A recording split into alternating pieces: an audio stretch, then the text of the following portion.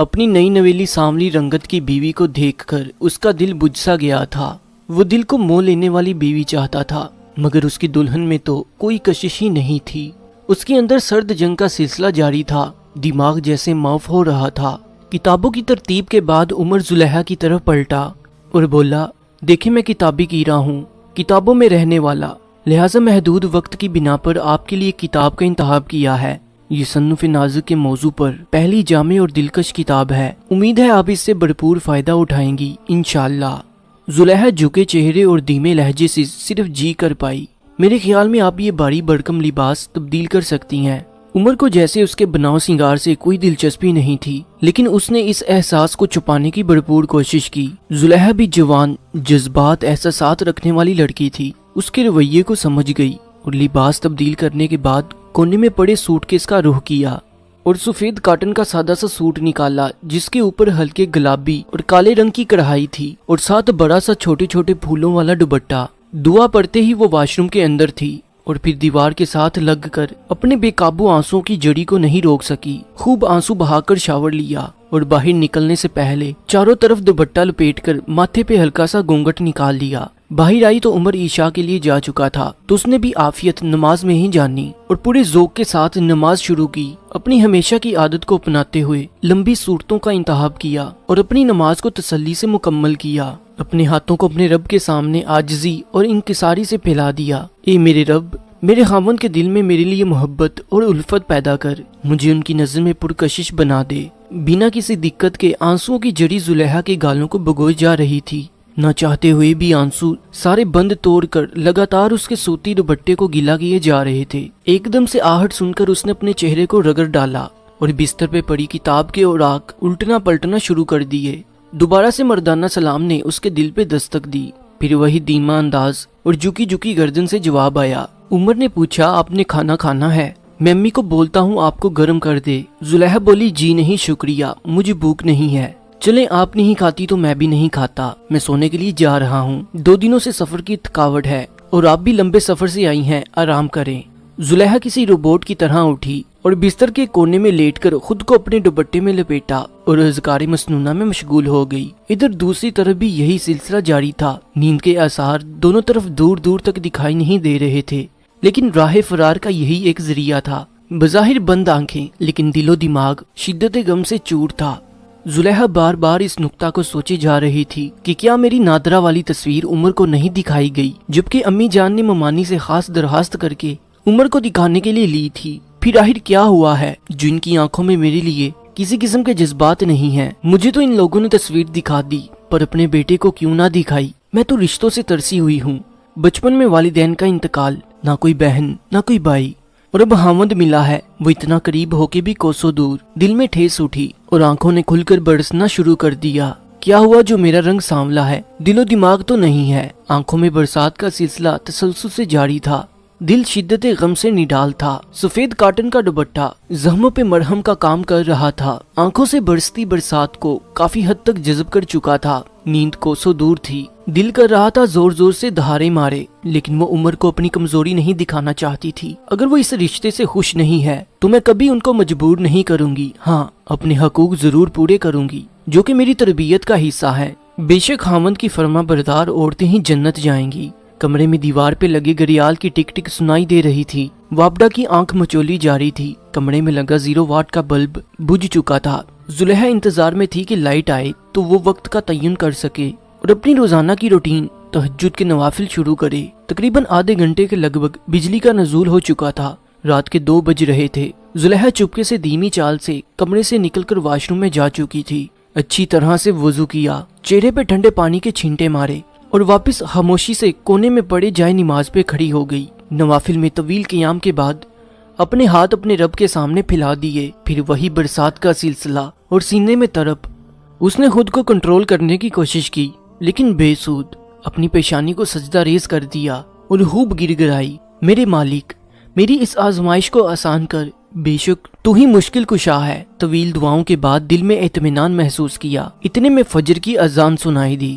عمر تو نہ جانے رات کی کس پہر نیند کی گہری وادی میں جا چکا تھا۔ اب زلیخا اس شش و پنج میں تھی کہ ان کو اٹھاؤں یا نہ اٹھاؤں، اور اگر اٹھاؤں تو کیسے۔ 5 मिनट की सोचो बचार के बाद जुलेहा ने उमर के पाँव को हल्का सा झंझोड़ा, लेकिन वो तो घोड़े बेचकर सो रहा था। आखिर तीसरी कोशिश पे हड़बड़ा गया। आंखें मली तो देखा जुलेहा उसे उठा रही है। फौरन बोली, जी वो आपकी फजर की जमात निकल जाएगी, अजान हो चुकी है। उमर दिल ही दिल में खुश हुआ, चलो मोहतरमा नमाज की तो पाबंद है। फौरन उठ खड़ा हुआ, वुजू किया और मस्जिद का रुख किया। जुलेहा ने नमाज फजर अदा की और तिलावत कुरान पाक शुरू कर दी। खूबसूरत आवाज और महारिज से बखूबी वाकिफ थी। वो रकत अमेज लहजे में तलावत में मशगूल थी। जुलेहा की तलावत ने उमर को दरवाजे पे ही सुनने पे मजबूर कर दिया। इतनी खूबसूरत आवाज और शीरी लहजा उसने आज तक न सुना। माशाअल्लाह, वो दिल ही दिल में दाद दे रहा था। उमर के कमरे में दाखिल होते ही बाबा ने आवाज लगाई, जी बाबा जान फरमाइए। वो बेटा मुझे लगता है हमें कल इतवार का वलीमा मुलतवी करना पड़ेगा। सब खैरियत है ना बाबा जान? थोड़ी देर पहले तुम्हारे फूफा का फोन आया था, तुम्हारी फूफो काफी बीमार है, उसके लिए मुझे खाड़ियाँ जाना पड़ेगा। हो सकता है कुछ दिन रुकना भी पड़ जाए। बाबा जैसे आप बेहतर समझे, मुझे कोई एतराज नहीं है। पीछे से अम्मी की आवाज आई, मैं भी जाऊंगी, इतना अच्छा वक्त गुजरा है हमारा बाजी नुसरत के साथ, जिंदगी मौत का कुछ पता नहीं, लिहाजा मैं जाऊंगी। पर उमर की माँ पीछे दुल्हन अकेली है, उसको घर की किसी चीज का पता नहीं है, कौन सी चीज किधर पड़ी है। मुझे अपनी जुलेहा पे पूरा भरोसा है, ये मुझे कभी शर्मिंदा नहीं होने देगी। अम्मी फातिहाना अंदाज में मुस्कुराई। आखिर बाबा को मानना ही पड़ा। जुलेहा मेरी बच्ची इधर आ, मैं तुझे जरूरत की सारी चीजें दिखाऊं। जुलेहा कुरान मजीद को रख कर फौरन उनके पास आन पहुंची। अम्मी बाबा की दुआओं का सिलसिला फिर शुरू हो गया। बाबा बोले, उमर की माँ फिर से सोच लो। अरे आप क्यों घबराते हैं, मेरा उमर है ना जुलेहा का ख्याल रखने के लिए। एकदम से जुलेहा के दिल में ठेस उठी और आंखों की नमी को छुपा लिया। चंद सेकंडों में अम्मी और जुलेहा किचन में जा चुके थे। उनके जाते ही बाबा ने लंबी सांस ली और समझाने के अंदाज में बोले, देखो बेटा, हमारे पीछे तुमने बहू का खास ख्याल रखना है। इस बच्ची ने यतीमी की जिंदगी गुजारी है और बहुत मुश्किलात देखी हैं। जी बाबा आप घबराएं नहीं, मैं आपको शिकायत का मौका नहीं दूंगा।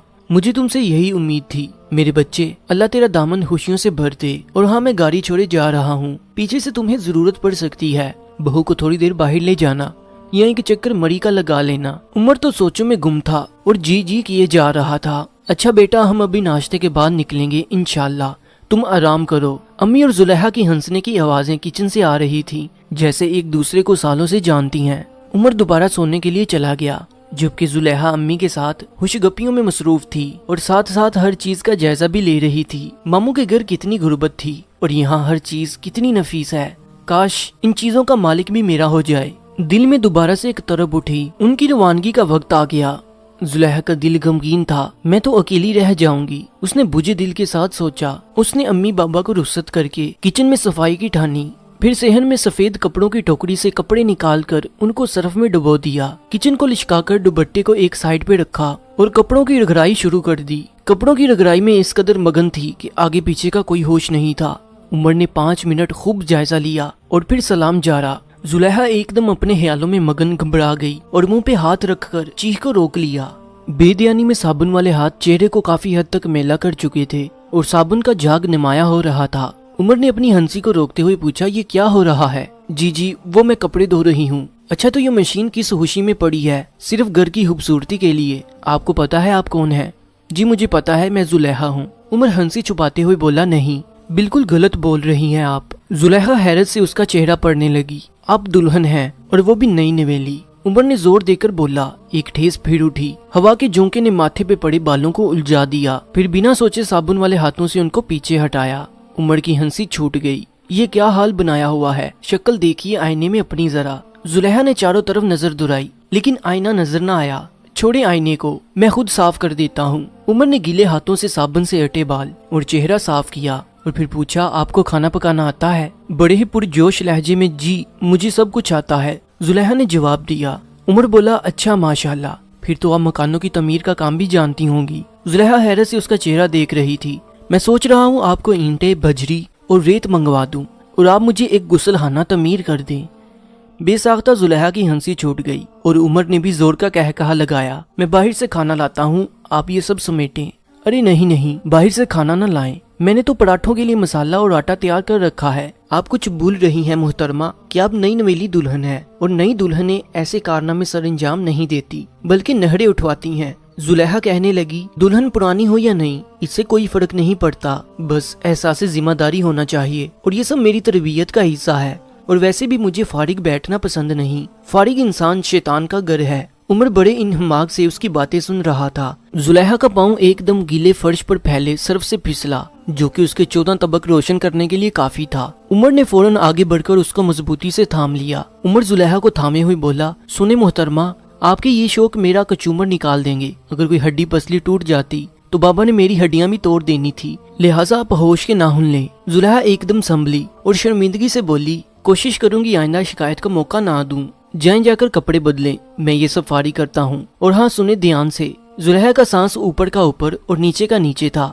کمرے میں آ کر لمبی سانس لی، سوٹ کیس سے سادہ سا فیروزی سوٹ نکالا، شاور لیا اور سیدھی کچن میں پراٹھے بنانے لگ گئی۔ باہر دیکھا تو عمر کپڑوں کو پھیلانے کی تگدوں میں مصروف تھا۔ پراٹھوں کی تیاری کے ساتھ زلیخا دل ہی دل میں ذکر بھی کر رہی تھی، جو کہ اس کی عادت کا حصہ تھا۔ تیار شدہ پراٹھے اور چائے میز پہ سجائی اور دھیمے لہجے میں عمر کو پکارا۔ اندر آتے ہی عمر کی نظر زلیخا کے کالے لمبے بالوں پہ پڑی، جن سے پانی کی بوندیں موتیوں کی طرح ٹپک رہی تھی۔ دل ہی دل میں بولا، سانولی تو ضرور ہے لیکن خوبیوں سے بڑی ہوئی ہے، آپ بھی آ جائیں۔ عمر نے پکارا، نہیں میں امی اور بابا کے ساتھ کھا چکی ہوں، میں ذرا کمرہ درست کر لوں۔ ساری چیزیں سمیٹی، بستر درست کیا۔ باہر سے عمر نے پکارا اور اپنے پاس بٹھا لیا۔ عمر نے نرمی سے پکارا، میری طرف دیکھیں۔ ایک دم سے نظریں اٹھائیں اور پھر فوراً نیچے جھکا لیں۔